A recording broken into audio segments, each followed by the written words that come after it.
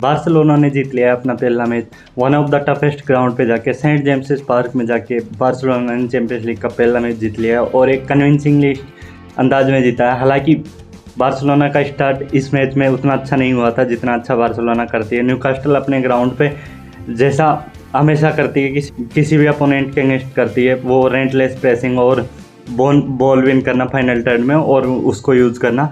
तो आज बार्सिलोना के साथ ही वही कर रहे थे, बार्सिलोना को प्रेस कर रहे थे। शुरुआत के 15 या 20 मिनट तक न्यूकास्टल बहुत अच्छे से डोमिनेट की बारसा को फिजिकलिटी में, और बारसा को कोई अच्छा क्लियर कट चांस बनाने का मौका नहीं मिला। लेकिन जब 15-20 मिनट हो गए, बार्सिलोना थोड़ा सा गेम में आई फर्स्ट हाफ में, उसके बाद बार्सिलोना ने बॉल को कैरी करना स्टार्ट किया। बार्सिलोना फाइनल थर्ड में जाने लगी। वहाँ पे जाके बार्सिलोना के कुछ मोमेंट पे डिसीजन मेकिंग अच्छी नहीं थी, उसके चलते पोजीशन लॉस्ट हुई। फिर एक मोमेंट आता है जहाँ पे बार्सिलोना को बीट कर दिया न्यूकास्टल पेस से, और एक शानदार सी बॉल डालते हैं, एक एंटनी एलंगा बॉल डालते हैं और गॉर्डन उसको मिस कर देते हैं। अगर वो शॉट ले लिया होता तो गॉर्डन ने बार्सिलोना के अगेंस्ट पहला गोल मार दिया होता और न्यूकास्टल अहेड हो जाती, लेकिन गॉर्डन पूरी तरह मिस कर देते हैं उसको और कनेक्ट नहीं कर पाते हैं। इसके चलते एक अपॉर्चुनिटी वेस्ट हो जाती है। फिर बार्सिलोना एक और मौका देती है न्यूकास्टल को, एक 2v1 की सिचुएशन में एक थर्ड मैन रन बनाते हैं एलंगा और एक क्रॉस डालते हैं, उसमें RB1 शॉट लेते हैं। RB1 के शॉट को जॉन गार्सिया बहुत अच्छे से सेव करते हैं, जो कि एक और ऐसा मोमेंट था जिसमें न्यूकास्टल गेम में लीड ले सकती थी। लेकिन उसके बाद जब फर्स्ट हाफ एंड हुआ तब बार्सिलोना का कंट्रोल आ गया, बार्सिलोना थोड़ा गेम में दिखने लग गई। लेकिन जब सेकंड हाफ स्टार्ट हुआ तो बार्सिलोना का सिंपल मोटिव था कि ये इंटेंसिटी से खेलना चाह रहे हैं, हम टेम्पो थोड़ा स्लो करते हैं, जैसा टेम्पो फर्स्ट हाफ में था उसको और स्लो किया जाए। तो बार्सिलोना ने टेम्पो स्लो किया, ज़्यादा पेड्री और फ्रैंकी बॉल पे दिखे, उसके चलते बार्सिलोना का पूरा कंट्रोल आ गया। फिर बार्सिलोना का कंट्रोल आने के बाद में जो उनकी प्रेसिंग थी वो डीएक्टिवेट हो गई, वो इफेक्टिव नहीं रही, बिल्कुल कोई इफेक्ट नहीं रहा उनकी प्रेसिंग का, वो यूजलेस रन बना रहे थे, प्रेसिंग कर रहे थे। लेकिन जब बार्सिलोना पूरी तरह से कंट्रोल में आ गई तब जॉन गार्सिया ने कुछ एक मोमेंट पे ऐसे लॉन्ग बॉल डाली जो बिल्कुल पिन पॉइंट थी, एक्यूरेट लॉन्ग बॉल डाली जॉन गार्सिया का ब्रिलियंट गेम। साथ ही में मार्कस रशफोर्ड ने कुछ मोमेंट्स पे डिसीजन अच्छा नहीं बनाए, तो डिसीजन अच्छा बनाते तो मार्कस रशफोर्ड और बेटर कर सकते थे इस मैच। और मार्कस रशफोर्ड बार्सिलोना में जब से ला लीगा के मैच में डेब्यू किया है तब से गोल ढूंढ रहे थे और वो गोल इस मैच में मिला।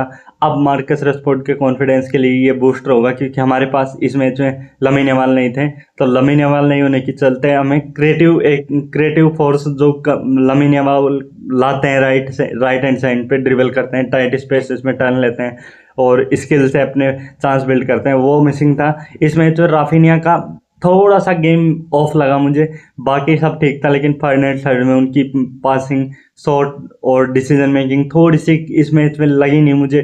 फर्मीन लोपेज का अच्छा गेम था, फर्मीन लोपेज इंटेंसिटी में मैच कर रहे थे न्यूकास्टल की मिडफील्ड में जाके और बॉल ला रहे थे, फर्मीन लोपेज अच्छा काम कर रहे थे। लेकिन अब इसके ऐसे डुओ की जिसने पूरे मैच को बदल के रख दिया, फ्रैंकी डियोंग और पेड्री।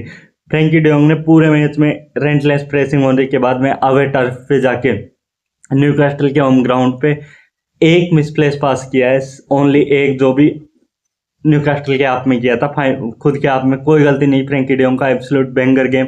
पेड्री ने मोस्ट डुअल विन किए, एक फिजिकल मिडफील्ड जहां पर जोएलिंटन, टोनाली और ब्रूनो गोमेरेस देखने को मिलते हैं, जो फिजिकली डोमिनेट करते हैं सेंट जेम्सेस पार्क पे। वहाँ पे पेड्री ने जाके मोस्ट डुअल विन किया और पेड्री ने गेम में कंट्रोल लाया। फर्स्ट हाफ में कुछ मोमेंट तक पेड्री गेम में नहीं आ पा रहे थे, तब तक न्यूकास्टल गेम में डोमिनेट कर रही थी, बारसा को चांस बना रहे थे, बारसा उनको टैकल कर रही थी, इंटरसेप्ट कर रही थी। कुंडे का बैंगर गेम, जेरार्ड मार्टिन कुछ मोमेंट्स पे एंटनी से पैस में बीट हुए, लेकिन 1v1 डुएल्स और इंटरसेप्शन और एरियल डुएल्स में जेरार्ड मार्टिन बैंगर थे। जेरार्ड मार्टिन का अच्छा गेम था इस मैच में।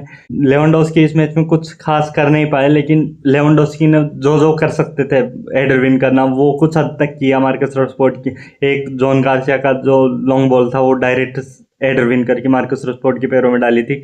उसके अलावा कुछ एक मूवमेंट पे भी अच्छे दिखे थे लेवेंडोस्की, लेकिन उसके अलावा एक मोमेंट था जहाँ पे लेवेंडोस्की वापस पेड्री को बैक पास कर सकते थे, पेड्री ने एक चांस बना के दिया था, लेकिन उन्होंने शॉट लिया, वो शॉट टारगेट पे नहीं गया। हालांकि पेड्री के पास पास करते तो ज़्यादा बेटर ऑप्शन था, लेकिन लेवेंडोस्की की क्वालिटी के हिसाब से लेवेंडोस्की वो शॉट फिनिश कर सकते थे, तो उनको लेना सही लगा मुझे वहाँ पे। फिर जो उनके डिफेंडर्स थे वो बहुत अच्छा गेम था न्यूकास्टल के डिफेंडर्स का। वहीं दूसरी साइड अराउको का गेम इतना अच्छा, बहुत दिनों बाद में अराउको ने एक डिफेंसिवली सॉलिड परफॉर्मेंस दी और अच्छे अच्छे पासेस निकाल रहे थे वो बैक से। कुबार्सी एज यूजुअल कूल काम कंपोजर के साथ गेम खेला उन्होंने। जॉन गार्सिया इस मैच में बहुत ही अमेजिंग थे, बहुत ही ब्रिलियंट परफॉर्मेंस जॉन गार्सिया की भी। और मार्कस रशफोर्ड की ये परफॉर्मेंस, जिसमें एक गोल उन्होंने हेडर से मारा, कुंडे को क्रॉस से हेडर पे गोल मारा, वहाँ पे डिफेंस स्विच ऑफ हो गया कुछ मोमेंट के लिए और फ्री हेडर मिला। रशफोर्ड ने एक अच्छा प्लेस्ड हेडर मारा और फर्स्ट गोल उस तरीके से आया। लेकिन सेकंड गोल जो मार्कस रशफोर्ड ने मारा वो भाई साहब एक तरह से बैंगर था, ब्रिलियंट गोल, स्क्रीमर बैंगर। जो मार्कस रशफोर्ड की क्वालिटी है वो देखिए उस गोल में, ऐसे स्क्रीमर मार मार के मार्कस रशफोर्ड आज जो मार्कस रशफोर्ड है वो बने हैं। हालांकि वो कुछ समय से फॉर्म में नहीं थे, लेकिन ये दो गोल उनके आगे चलते सीजन में बहुत ही ज़्यादा कॉन्फिडेंस बूस्ट करेंगे। लमीन यमाल के एब्सेंस में मार्कस रशफोर्ड ने एक ऐसा परफॉर्मेंस दे दिया है कि बार्सिलोना अब रिलाई कर सकती है मार्कस रशफोर्ड पे। तो brilliant game, man of the match भी थे आज के। फिर जब मैच खत्म हुआ तो पोस्ट मैच कॉन्फ्रेंस में एंटनी गॉर्डन ने कहा कि हमने पोजीशन रखने वाली टीमों के अगेंस्ट खेला, बहुत ही अच्छी अच्छी टीमों के अगेंस्ट खेला। मैनचेस्टर सिटी हो गई, चेल्सी हो गई, ऐसी कुछ टीमों के अगेंस्ट हम खेलते हैं, लेकिन बार्सिलोना कुछ अलग है। ये पोजीशन रखते हैं, लेकिन हमें सेम चीज़ ब्रूनो गुइमारेस ने भी कहा कि बार्सिलोना से बॉल जीतना बहुत ही मुश्किल होता है। जब बार्सिलोना बॉल पे होती है तो अनोइंग करती है वो सामने वाली टीम को, प्रेसिंग से कोई फर्क नहीं पड़ता जब बार्सिलोना बॉल पे होती है, क्योंकि वो इतना अच्छे से कंट्रोल करती है बॉल पे, पोजीशन पे, जो कि बार्सिलोना की हमेशा से क्वालिटी रही है। ऑन द बॉल बार्सिलोना हमेशा डोमिनेट करती हुई है ये।